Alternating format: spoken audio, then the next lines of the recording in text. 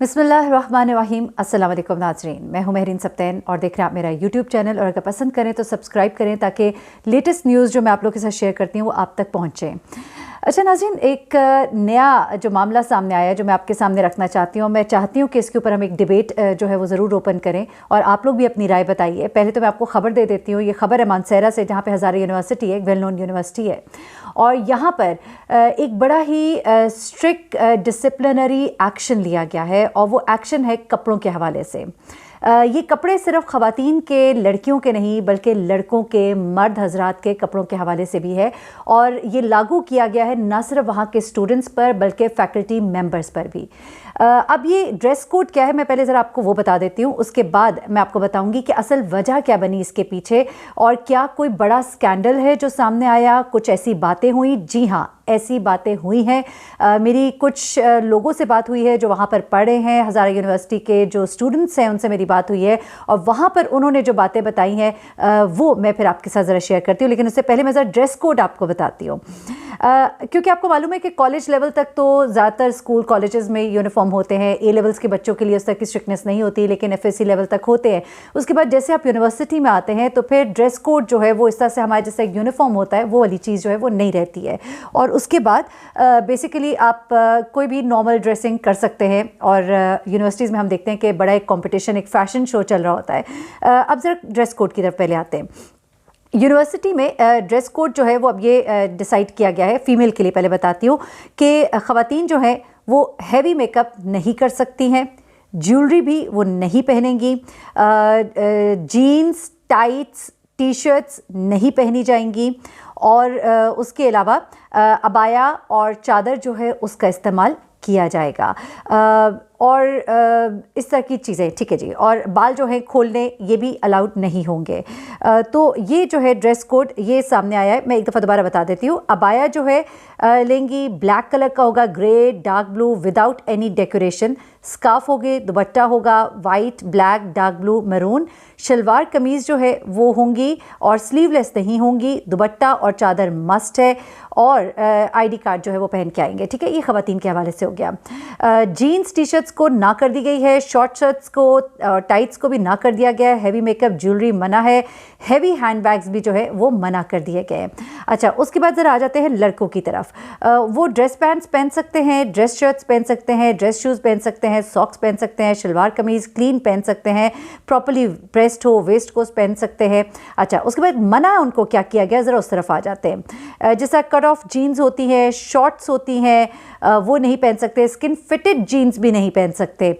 उसके बाद चप्पल्स नहीं पहन सकते। उसके बाद वो इयररिंग्स नहीं पहन सकते, रिस्ट चेन्स नहीं पहन सकते, लॉन्ग हेयर नहीं रख सकते, पोनी टेल्स नहीं रख सकते और वो जो बियर्ड जो स्टाइलिश जैसे हम फ्रेंच बियर्ड और ये वो कहते हैं वो सब भी वो नहीं कर सकते। और ये चीज़ें जो है ये मना कर दी गई हैं। उसके बाद स्टाफ के लिए भी ऑलमोस्ट यही चीज़ें हैं कि उन्हें ये फॉलो करनी है। अब ऐसा क्या माजरा हुआ कि ये स्ट्रिक्ट कोड्स जो है वो डिसाइड किए गए। अब इसमें से कुछ कोड्स अगर आप सुनेंगे तो आपको लगेगा कि हाँ जी, फहाशी को, उरियानी को, इस चीज़ को रोकने के लिए ये स्टेप लिया गया, चलो अच्छा है। टाइट जीन्स, शॉर्ट शर्ट्स और इस तरह की चीज़ें समझ आती है। फिर उसके बाद कुछ चीज़ें जो यहाँ पर जिसको कि लेकर ये फैकल्टी कहती है कि हमने तो ये इसलिए ऐसा किया ताकि गरीब और अमीर का जो फ़र्क है वो ख़त्म किया जा सके। उसमें अब क्या है कि आप फैंसी दुपट्टे, हैवी हैंड बैग्स, इन चीज़ों को सुन के लगता है कि वाकई हाँ आपने एक वो जो कल्चर एक प्रमोट किया जाता है जिसमें जो रिच लोग होते हैं वो अपनी चीज़ों की शोशा बहुत करते हैं और जिससे बहुत से ऐसे लोग जो मिडिल क्लास फैमिली से होते हैं, पुअर फैमिली से होते हैं, वहाँ बच्चे जो है वो कॉम्प्लेक्स का शिकार होते हैं। तो इस चीज़ को ख़त्म करने की कोशिश की गई है। तो बज़ाहिर तो ये लगता है ऐसा है, लेकिन ऐसा मामला नहीं है। मैं अब आपको बताती हूँ कि क्यों, असल मामला क्या है। बेसिकली हज़ारा, मानसेरा, सवात और ये जो साइड है यहाँ पर आपको पता है ये पठान जो एक हमारे बहन भाई रहते हैं वहाँ पर जिसे आम अल्फाज में कहा जाता है कि कंजर्वेटिव सा एक एटमॉस्फेयर है। कुछ लोग इसे कंजर्वेटिव कहते हैं, कुछ लोग इसे कहते हैं कि एक अच्छा माहौल है। मैं ये नहीं कहूँगी कि आप बिल्कुल ही किसी को बंद कर दें या आप किसी को, मेरी अपनी एक सोच है, लेकिन थोड़ी सी स्पेस ज़रूर होनी चाहिए। मुझे याद है कि 2018 में बहरिया यूनिवर्सिटी इस्लामाबाद, जहाँ से मैंने खुद भी पढ़ा है, वहाँ पर भी कुछ रिजर्वेशंस लगाई गई थी। उनके बारे में आपको बताती हूँ, लेकिन पहले मैं मुद्दे की तरफ आ जाती हूँ क्योंकि मुझे लोग कहते हैं आप भटक जाती हैं इधर उधर, तो मैं अपने मुद्दे की तरफ वापस आती हूँ। पहली बात ये कि वजह क्या पता लगी है। मैं आपको पे बहरी यूनिवर्सिटी और बाकी यूनिवर्सिटीज़ का बताती हूँ कि क्या हुआ और अब यहाँ पे ये क्यों आए। बेसिकली जो यूनिवर्सिटी में स्टूडेंट्स पढ़े हैं उनका ये कहना है कि हज़ारों यूनिवर्सिटी में मुख्तलिफ जगहों से लोग आके यूनिवर्सिटी में पढ़े हैं।